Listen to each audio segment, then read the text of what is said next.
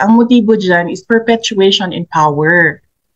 So lahat ng threat sa power mo, sisirain mo talaga. It's very obvious. Sa lahat ng naririnig mo, nakikita mo na ginagawa, ang motibo dyan is ayaw ko na bumaba sa akin na ito forever.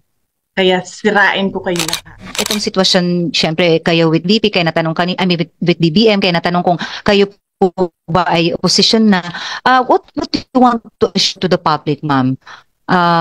Kasi nagbanggit kayo sa inyong statement na, sanay ma'am, yung sa Pilipinas, mga taong walang katapatan sa trabahong sinumpaan na namumuno sa politika, meron ba kayo in particular dito ma'am na tinutukoy? Kasi parang ang tao medyo sila yung sabi nga, di ba, mas importante taong bayan. So, unang-una ito ma'am, sinong tinutukoy nyo dito? At pangalawa, ano ang assurance nyo po sa public in general na maayos pa rin tumatakbo ang ating bansa kahit medyo may mga ganito mga political issue ma'am?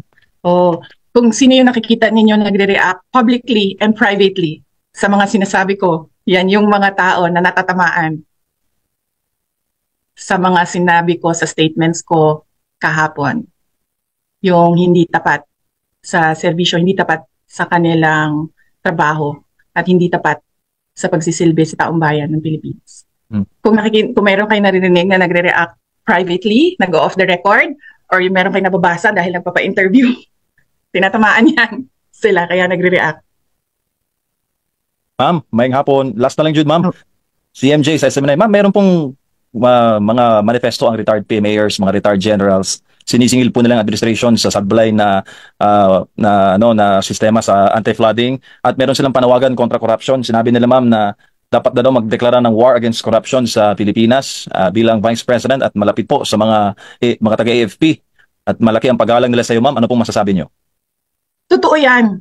Totoo talaga yan, 'di ba? Kahit si Senator Amy Marcos, meron na siyang interview kung saan sinabi niya na naglalagay ang mga congressman, at sinabi pa niya, 'di ba, meron siyang kwento na nangyari talaga na conversation sa kanila, nangyari sa kanila noong congressman, na mayroong corruption sa flood control projects. In fact, isa yan sa mga rason kung bakit ako nag-resign, pero hindi sa DPWH. Ang sa Department of Education, meron akong protesta sa ginawa sa budget sa Department of Education. Sinubukan ko na ayusin siya last year, pero parang walang narinig.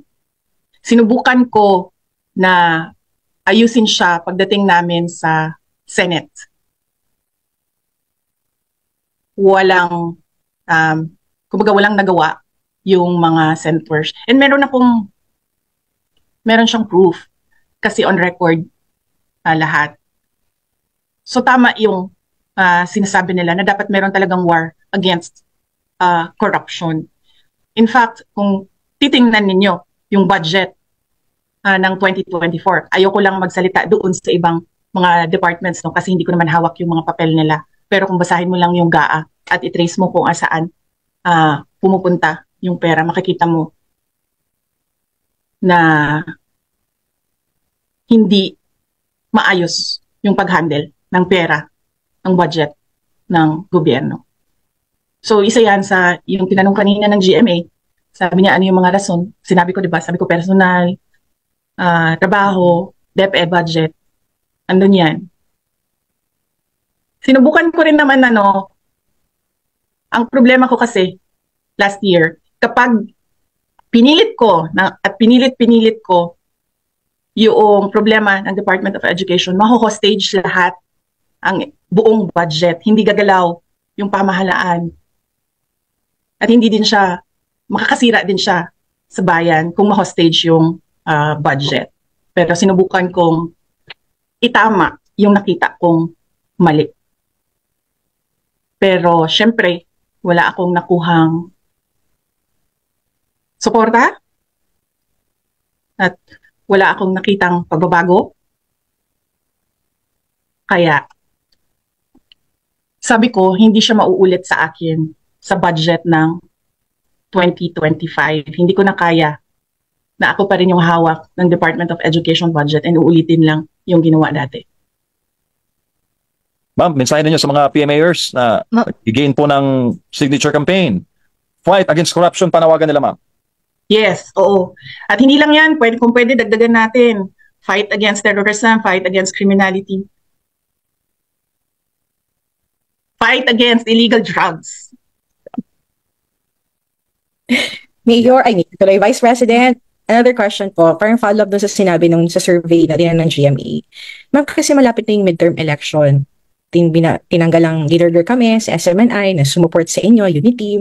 Alam mo naman, ma'am, pag sumuporta si Pastor Apollo Sikibuloy at ang SMNI, bigay kung bigay talaga kami, ma'am, diba? Pag nakita talaga ni Pastor na ito talaga pwede mo bigyan ng kumpiyansa na hindi talaga na we're in good hands. All out talaga kami, Vice President. Ngayon, ma'am, meron kaming freeze orders sa mga accounts ng KOJC, ng SMNI, aside pa sa, di ba, ginurgur ang franchise namin. And talagang ginawa nila ito few months before filing of the COC. And then, punta na tayo sa campaign period. And then, kina-question nyo nga yung ginawang survey, ma'am, diba? Na ngayon lang kayo nakakita ng survey na tinatanong kung pro Duterte ka or pro Aquino ka or pro BBM ka. Ma'am, why are they so obsessed in destroying us na I'm confident to say this, pinaniniwalaan tayo kapag kinakampanya natin ng isang tao na talagang sa tingin ng tao, kada kapag ito ay in-endorse si Pastor ng SMNI, sana hindi na sila mabudol, ma'am. I mean, talagang ipapanalo talaga, ma'am, ba? Kumbaga, if they're destroying you, ma'am, because they think your endorsement could also mean pwede silang manalo. And they don't want whoever is na i-endorse yung manalo po. And they're using this survey po and destroy yung mga pwedeng allies ninyo na makatulong sa mga tatakbo at kalaban ng administrasyon. Ang motive dyan is very simple. Mababasa mo naman kaagad eh. Ang motibo dyan is perpetuation in power. So lahat ng threat sa power mo, sisirain mo talaga.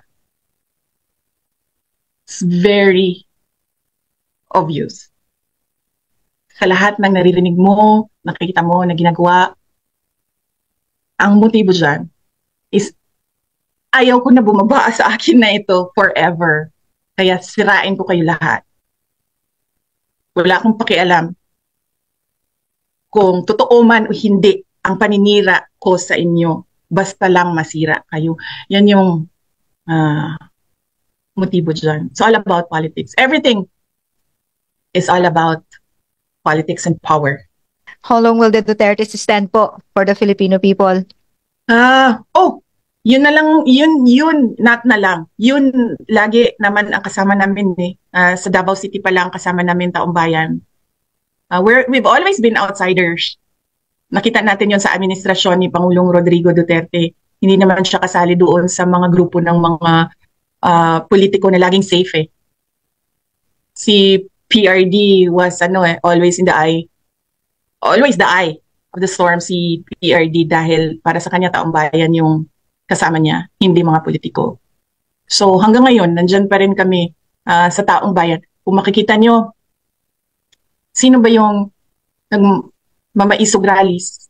Diba? Sino ba yung mga nagko-conduct ng mga maisog meetings? Wala naman kayo nakikitang politiko dun eh. Lahat sila, mga ordinary citizens, lahat sila Taong Bayan. So, hindi ko lang alam kung hanggang kailan nandyan ang suporta ng Taong Bayan. Pero kami, for all eternity, yung pamilya namin nandito para sa taong